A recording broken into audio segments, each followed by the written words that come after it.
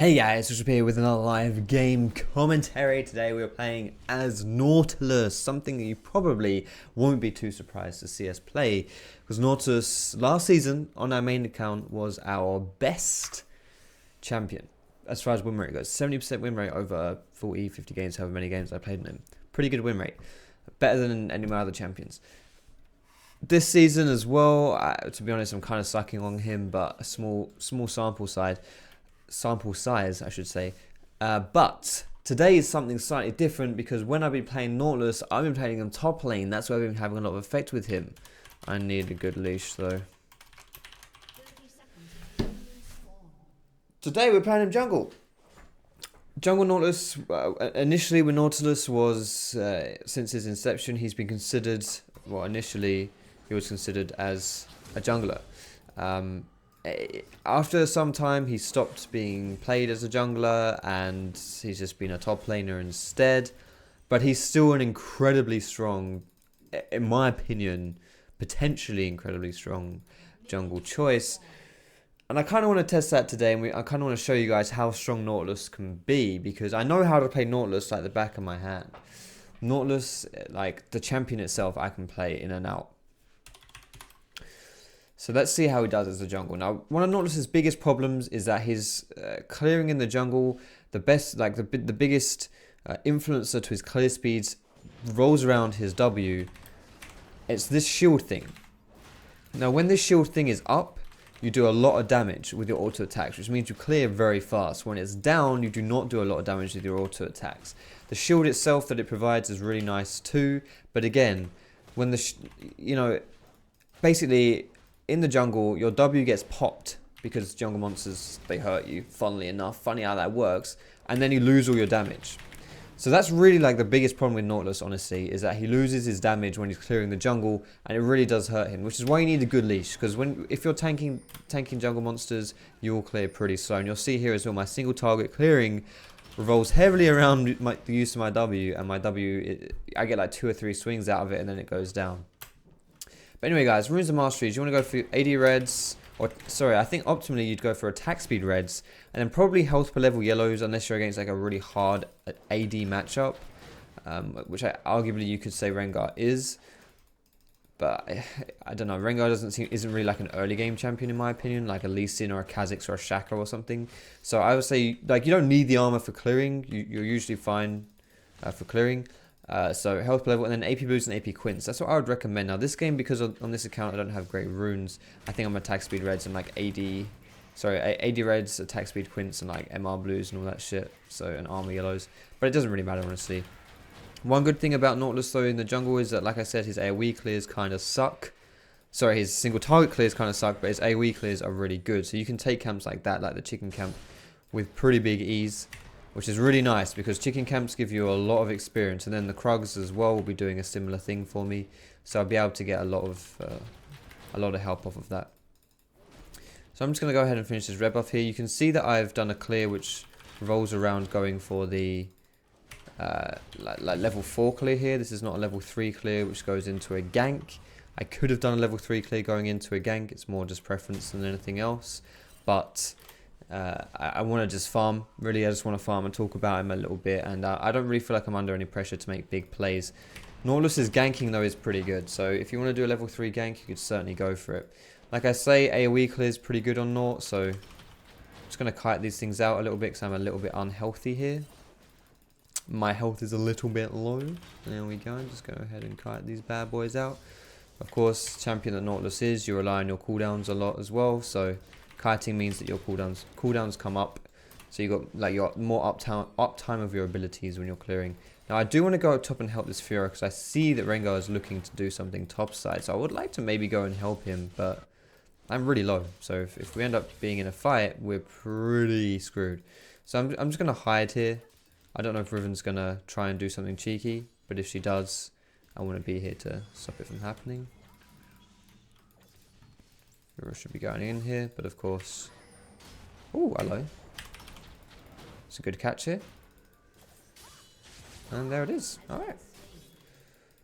That was a pretty bad setup, I think, for the gank. I think Fiora could have baited it pretty well there, but the godlike hook took me by surprise, and I do not know what happened to the Riven there. She didn't even jump away. She just took it.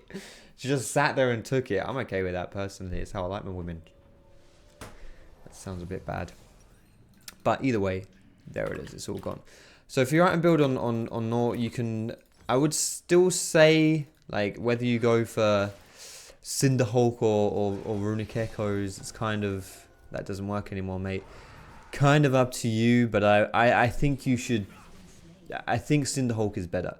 Runic Echoes, to an extent, always helps with, like... Oh my goodness. Runic Echoes always helps with the clearing with your abilities, but... I don't know.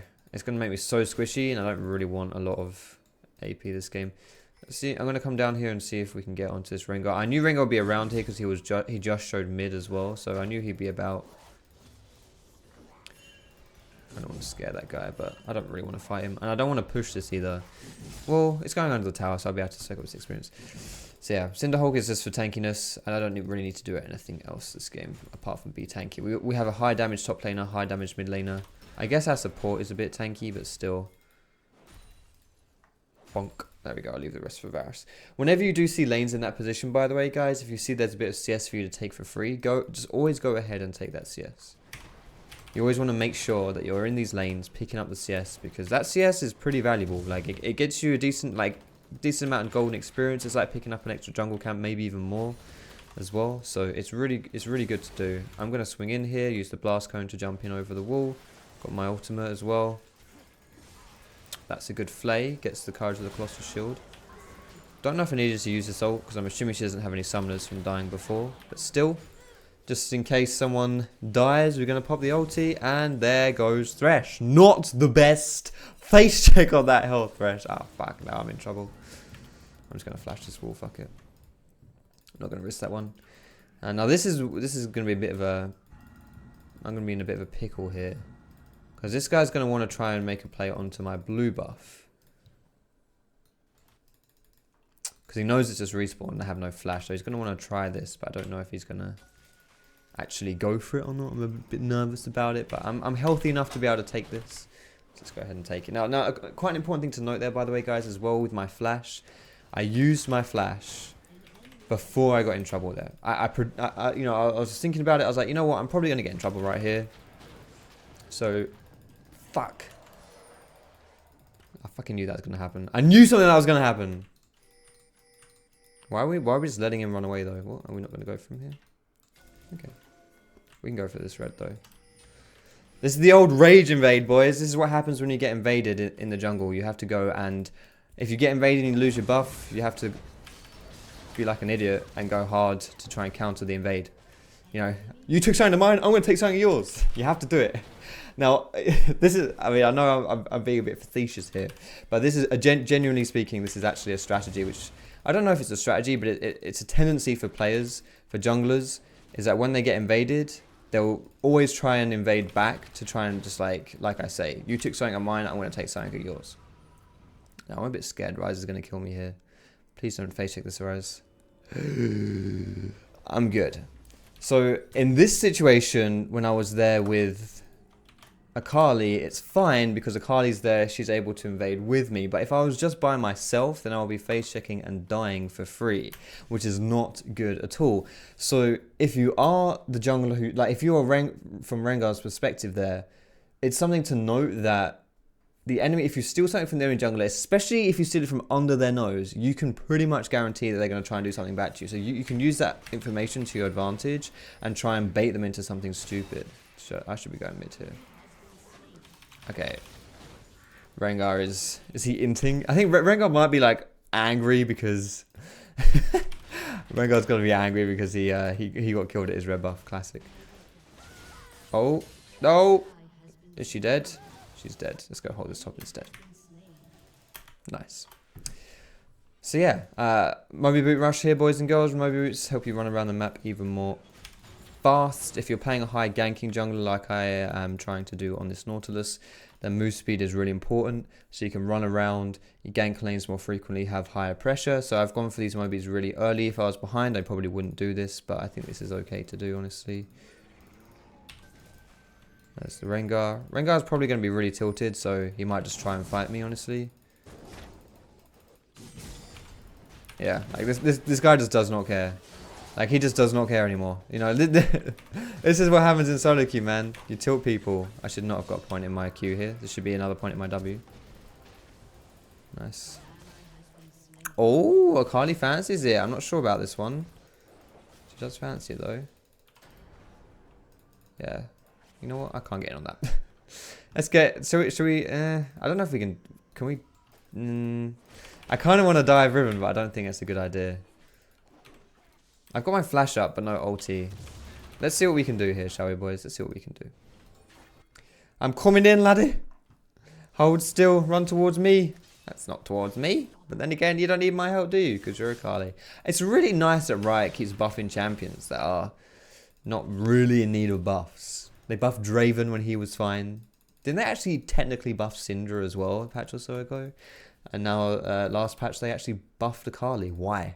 Why would you buff Akali? She's fine. You know, you don't see her every game, but that's not because she's crap. It's because she doesn't fit the meta. Well, she in solo queue she does, but, you know, when you've got all these bloody, like, LeBlancs and people running around. Fioras and shit. And Rivens, I guess. But yeah, so we're going to go take this red buff, and then we're going to go topside here. Try for another gank. It looks like Fiora might not need my help, though. Although, I don't know if she wants to dive that.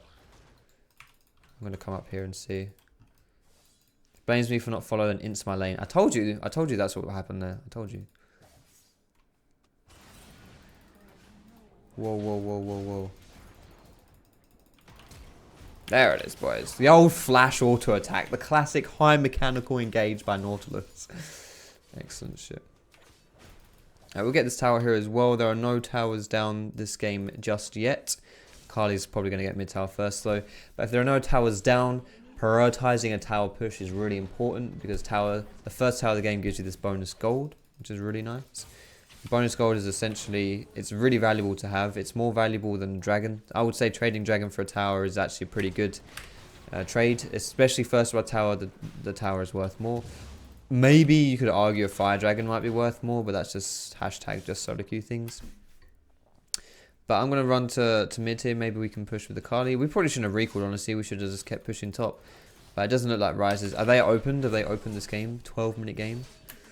Is this what's happening here, boys? Alright. Let's see if we can end this game really quickly. So we can clickbait the shit out of this video title. That would be quite nice, wouldn't it? 0-0-5.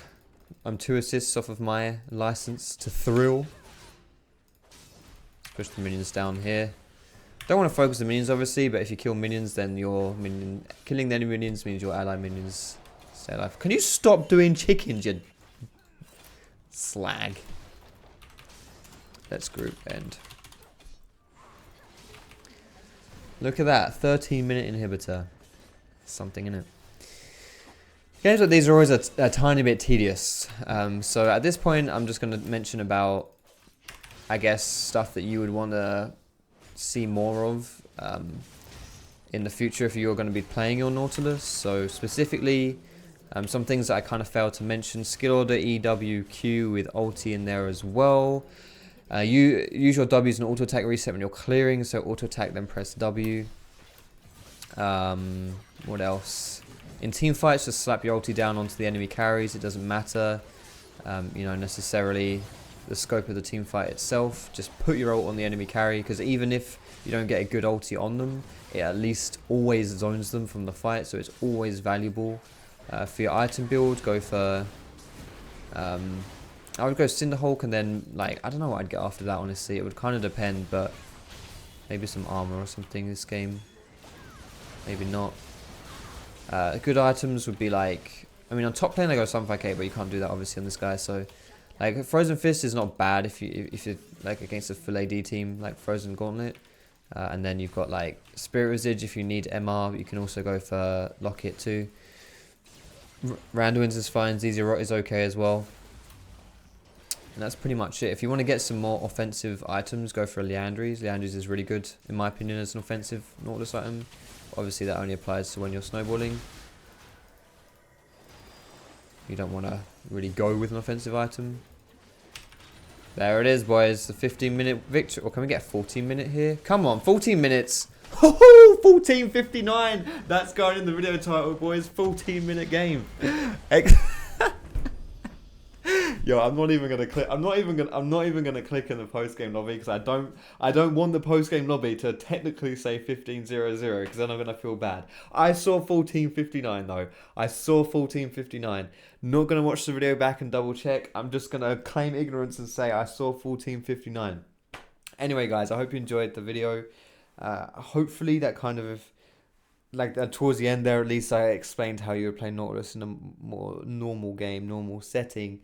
But yeah, you just, like, you're a tank. Just to soak up all the damage and all that bullshit, and you're sorted. But thanks a lot for watching the video, boys and girls. I hope you enjoyed it.